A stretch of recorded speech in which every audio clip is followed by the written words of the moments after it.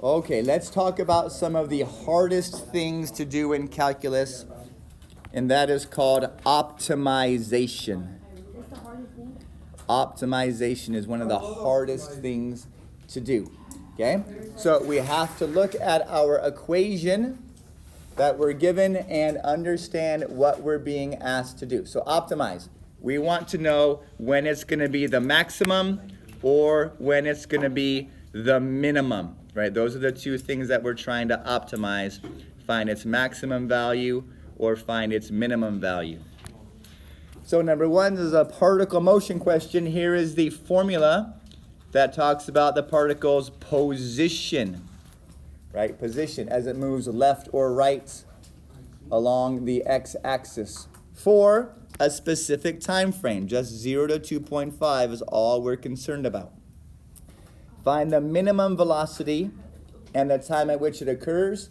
Justify your answer. Find the maximum velocity and the time at which it occurs. So what do we remember about velocity if we know position? Velocity is the derivative of position. Okay? So hopefully this is not a problem. You're able to take the derivative of this equation. 2t cubed minus 7t squared plus 13t minus 3. That's a polynomial, so you can use power rule only. And there is that derivative. Okay, we want to know when is this equal to 0, right? So we're trying to find the maximum and minimum of this, well, I guess it's a quadratic, right? So let's set it equal to 0 and see what we get. Let's use our calculator to do this. So this is what I get when I graph my derivative function, 6x squared minus 14x plus 13. Okay? Does this graph cross the x-axis ever? No, it doesn't. So it doesn't have any zeros. None. So looking at this graph, when is the minimum velocity going to occur? Right? The minimum is going to be here at the bottom of your curve. Okay? That's the minimum velocity. Okay, so we want to figure out what is the x value that goes along with that minimum velocity. So we're going to use our calculator to do that also. But then, right, according to the extreme value theorem, right, anytime you see absolute maximum or absolute minimum, we have to use the extreme value theorem. So this is your critical value, right? Where is your derivative? 0. Okay, that's a critical value. And then you have to use our endpoints. So anytime you see maximum or minimum, we have to evaluate your function at the critical values and at the endpoints. Okay, so let's use our calculator to help us do that. So this is what my calculator says is our minimum value, right? So this is our minimum acceleration or minimum velocity. 4.83 is the minimum velocity. And 1.17 is when it occurs. Okay, so time is your independent variable, so that's the x at 1.17, and the velocity at 1.17 is 4.83. So this is our extreme value theorem, right? We have a time and we have a velocity. Here are your endpoints, 0 and 2.5, and then here is your critical value, 1.166. Now we could solve that by finding acceleration, which is the derivative of velocity. And we'll see when the velocity is 0, right? When it had that horizontal asymptote. So 12t minus 14. So if we solve this for t, 14/12 is your 1.166 value. Okay. So that's how we get that number mathematically, is we go to the next derivative and we find out when it's 0, right? When does our velocity have a horizontal asymptote? So that's where that 1.66 comes from. And we plug 1.66 into our equation, and that gives us 4.83. If we plug in 0, we get 13, right, because it's 6 times 0 squared minus 14 times 0 plus 13. And then we plug in 2.5. Let's use our calculator for that also. 15.5 is what my calculator says. Okay, so the minimum occurs at time equals 1.16667, and then the velocity is 4.833, and then the maximum velocity is 15.5, and that occurs at 2.5. Because remember, our window, our time is just from 0 to 2.5. Okay, so we are optimizing the maximum velocity and the minimum velocities, right? Maximizing things, optimizing. Okay, let's look at number 2. The velocity of a space shuttle is given by that formula, where velocity is in feet per second. Find the maximum and minimum values of acceleration of the shuttle and the time at which they occur. So once again, acceleration is the derivative of velocity. Okay, we're going to use our calculator to do this one for us also. There's our equation. Now let's once again look at its graph. So we can look, right, this is going to be a quadratic graph. And our window is going to be from 0 to 125, right? That's our x window. That's the only thing we're concerned about. Okay, so let's check that out right now. Okay, so here is my parabola. I have from 0 to 125, right? That is my time that I'm looking at. And I have from 0 to 50. 50 is my maximum y. That encompasses my whole entire graph. Okay, so it looks like the minimum is going to occur somewhere in here, right? There's my 25, so after 25 seconds. And then my maximum is going to occur at 125, right, once again. So if we were going to do this by hand, you would take the derivative again, and you would set that equal to 0, so we could figure out where this horizontal line is going to be, right? Where do we have a horizontal tangent? But we're just going to use our calculator and find the minimum value by analyzing the graph. So there is my minimum. It occurs at a time of 30.3 seconds. And it has an acceleration. The minimum acceleration is 21.239667. So let's set up our extreme value theorem, right? We're going to make a table of values with time and acceleration. So there are my table values. Okay, so I have a minimum. Minimum happens at 30, time of 30, and the minimum acceleration is 21.2396 feet per second. And the maximum occurs at 125 at 48.125 feet per second. Okay. There we go. There's some optimizing by finding the maximum and the minimum. Okay, here's our first super hard one. Okay, not gonna lie, these are not easy. Okay, so here's the situation. A person in a rowboat 3 miles from the nearest shoreline wishes to get to a house over here.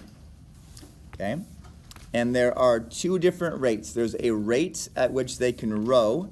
So this is the rowing part, right? This is the rowing, this is water. So they would row to there, and then they would walk the rest of the way. So the question is, where should I aim on the shoreline so that I can minimize the amount of time it takes, right? Because if I rode straight to 3 miles, right, maybe this is the fastest, going straight here and then walking the whole entire way. Or maybe, what if I just rode directly to the house, right? How would that work? Let's take a minute and see how that would work. Okay, so what if we did the rowing directly? How long would it take for me to row 3 miles? At 2 miles an hour, that would take how long? 6 hours. No, hour and a half. 1.5. 3 divided by 2, right? 3 miles and 2 miles an hour is 1.5 hours. And then how long would it take for me to walk 8 miles if I walked at 5 miles an hour? Well, that's 8/5 of an hour. Okay, so if I have, let's see, 1.5, that's 3/2 plus 8/5, right? How am I getting these numbers, right? There's the question. That's the first one. Where are these 3/2 coming from? Well, in the 4th grade, you learned about a formula called distance equals rate times time. Okay, we want to know how long, so if we solve this for t, that's distance divided by rate. So I'm going 3 miles at 2 miles an hour, so 3 over 2. And then I'm going 8 miles at 5 miles an hour, 8 miles at 5 miles an hour. I add these two numbers together. First I have to make a common denominator, so it looks like 10 would be my common denominator. So 15 cents plus 16 cents is 31 tenths, or 3.1 hours. Okay, so if I rode directly to shore and then I walked the 8 miles to my house, it would take me 3.1 hours, because that's what 31 divided by 10 is. Now, what if I rode directly from my house from where I am to my house? Okay, what kind of a geometric shape have I just made? A right triangle. And how can we find the distance that I rode? The Pythagorean theorem. 3 squared plus 8 squared equals distance that I rode squared. Okay, so 3 squared is 9. 64 plus 9 is the square root of 73. Right? That would be the distance that I would have to row directly from where I am to the house. So how long would that take me? Well, time is distance, root 73, divided by the rate of 2 miles an hour. Let's see what my calculator says this happens to be. 4.27. So if I rode directly from where I am to my house, that would take me 4.27 hours. Okay, so surely there's a better way, right, between rowing and walking that we can find that. Okay, so let's think about it. What is the total time that I'm going to be taking? I have my rowing distance, my rowing time, plus my walking time. Right? That's my total time, is the amount of time it takes for me to row plus the amount of time it takes for me to walk. Okay, so where do I want to land? Well, I want to land somewhere between 0 and 8. So we should call that, I don't know, x, maybe? Should we call it x? So if I land x distance from where I am now, how far do I have to walk? 8 miles minus however far it is that I have to walk. Okay, so this is my walking distance, 8 minus x. And how far do I have to row? Okay, this is a Pythagorean theorem. 3 squared plus x squared equals hypotenuse squared. So my hypotenuse is 9, right? 3 squared is 9. 9 plus x squared. The square root of that. Okay, that comes from the Pythagorean theorem. So let's come back over here and look at our formula. Time is the rowing time plus the walking time. Remember, distance equals rate times time, so time is distance divided by rate. Okay, so how far do I have to row? What was that hypotenuse length? Root 9 plus x squared. And how fast do I row? 2 miles per hour. Plus, how far do I have to walk? 8 miles minus however far down the shoreline I land. And how fast do I walk? 5 miles an hour, right? You have to make this equation on your own with your own brain, which is really hard for you. Guess what? Chicken butt. Okay, so now we have to take the derivative, right? Because we want to take the derivative just like we always do to find our minimum value. Okay, thank goodness we have calculators because that's going to help us do this. So I get 1.309 when my calculator solves that equation for 0. Okay, so what does that mean? That means that I land 1.309 miles from where I am, right? So if this is 3, right, we can figure out how far I actually rode, and then I can add it to the distance that I walked. And I walked this number minus 8, right? So 8 minus 1.309. I walked 6.691 miles.